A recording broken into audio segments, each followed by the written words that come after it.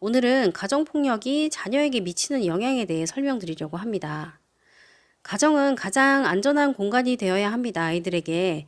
그런데 만약 이 공간이 가장 무서운 장소라면 어떨까요? 이 아이에게 집은 쉬는 곳이 아니라 숨죽이고 버텨야 하는 공간인 셈입니다. 억울한 상황, 화가 나는 상황이 돼도 침묵하고 모른 척 해야 되는 이런 상황 너무나 절망적이죠.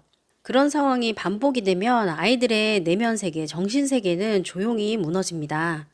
가정폭력은 눈에 보이는 상처만 남기지 않습니다. 눈에 보이는 상처는 뭐 치료받으면 해결이 되지만 눈에 보이지 않는 정서적인 문제나 자존감, 뭐 감정이 얼어붙고 또 우울하고 불안하고 이 내재된 막 이런 감정들, 이 가해자를 향한 분노의 마음, 이런 거 자체가 굉장한 상처입니다. 그리고 이것은 트라우마 반응으로 이어지는데요. 사람 자체가 두려워지기도 합니다. 뭐 아버지의 폭력을 당한 아이들은 엘리베이터에서 좀 키 큰 그런 남자, 좀 세 보이는 남자만 봐도 심장이 덜컹덜컹 거립니다. 예, 그리고 학교 가서 좀 센 친구가 다가오면 마음이 쪼그라들어요. 예, 이거 아이 문제인가요? 아니죠. 많은 사람들이 생각합니다. 시간이 지나면 괜찮아지겠지. 하지만 그렇지 않습니다. 저희 상담센터 오시는 분들의 상당수가 가정폭력 피해자, 자녀로서 성장을 해서 지금 결혼생활, 가족생활이 너무 힘드신 분들 정말 많습니다.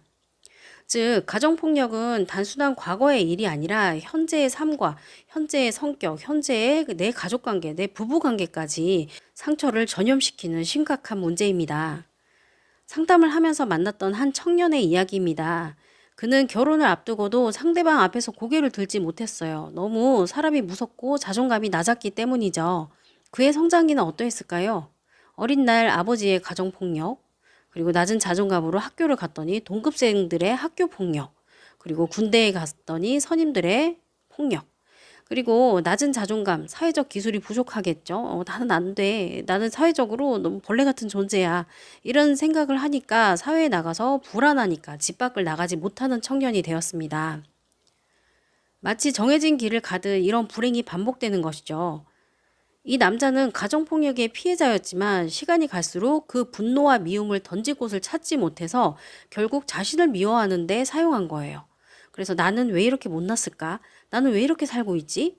결국 자신을 비난하는 그 마음은 이 남자의 자해 행동, 극단적인 선택까지 시도하게 만든 것이죠. 손목을 긋고 약을 먹고 옥상에 올라가 보지만 이 남자는 이야기했어요. 죽는 것도 용기 없어서 못하겠어요. 전 정말 바보인가 봐요.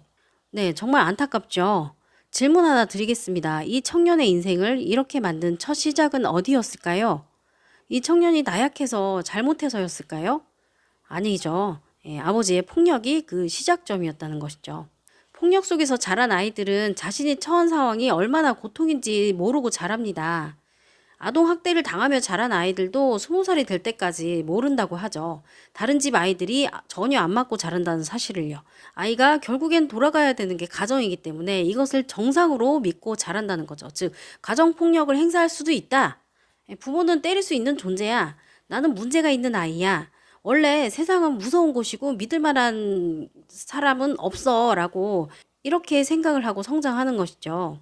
그리고 이후의 삶을 잘 살아내기 위해서 진짜 자신의 모습을 숨기고 인정받기 위해서, 사랑받기 위해서 가짜의 모습을 만들어낸 채로 살아갑니다.